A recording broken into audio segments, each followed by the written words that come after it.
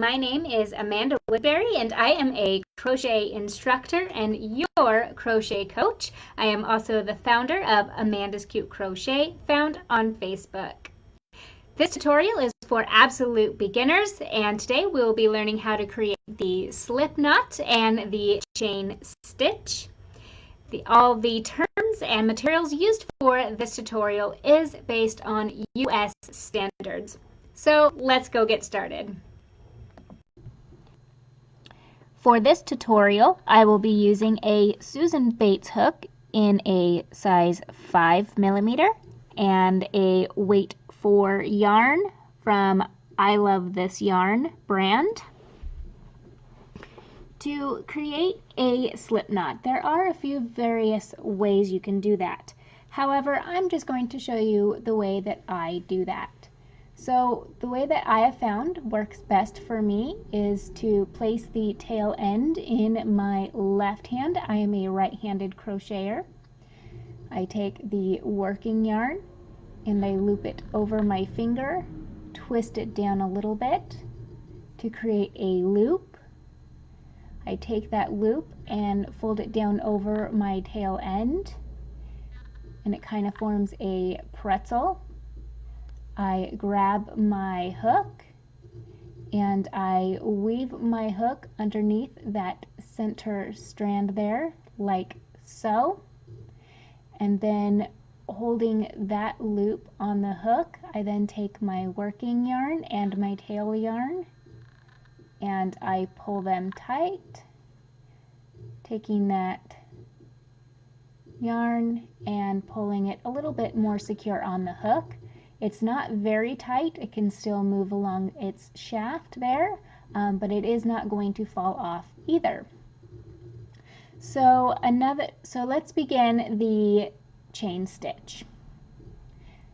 So I place the yarn in my hand, however you hold it works for you. I secure the slip knot with my thumb and my middle finger just to maintain control of it and I don't lose my chain.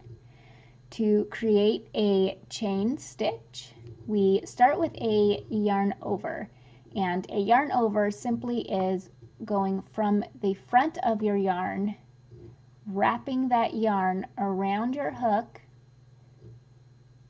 turning your hook down slightly and pulling that yarn through the loop that was on your hook. And that is one chain stitch. So let's do that again. Yarn over by wrapping the yarn around your hook from the front, twist hook down a little bit, pull that yarn through the loop on your hook. Again, yarn over, twist down a little, and pull through. Okay, so we are now creating a chain. So let's do that a few more times, and then I will show you how to count your chain stitches.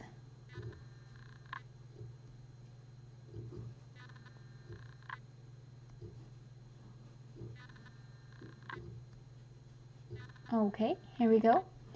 There are two directions that you can count your chain stitches. If you want to count how many chains you have created so far, you start down here next to your slip knot. The slip knot doesn't count as anything, it's just a knot.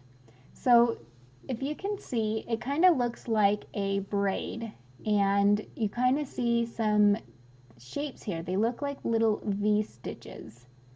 Okay, so those are actually your chain stitches. So we are going to count by counting this first one down here.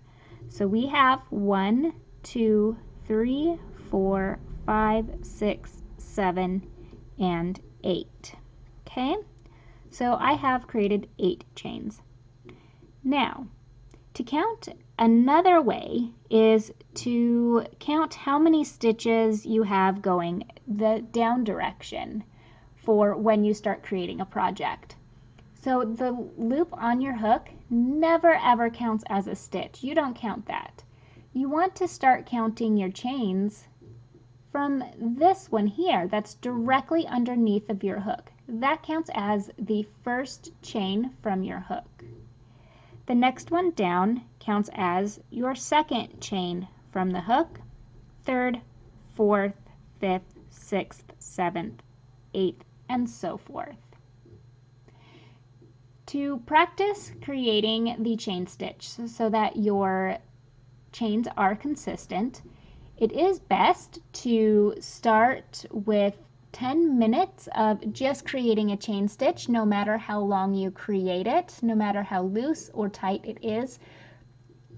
Just practice for 10 minutes straight, and then you can take what you create out, and to do that is you remove the hook off of that loop and you grab your working yarn and you just give it a little tug and it comes right out.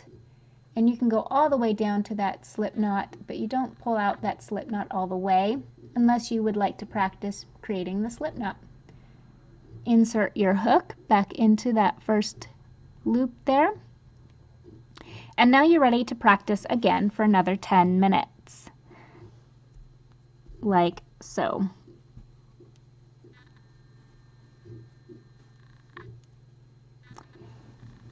I hope you've enjoyed this tutorial, and I hope you have a wonderful time crocheting.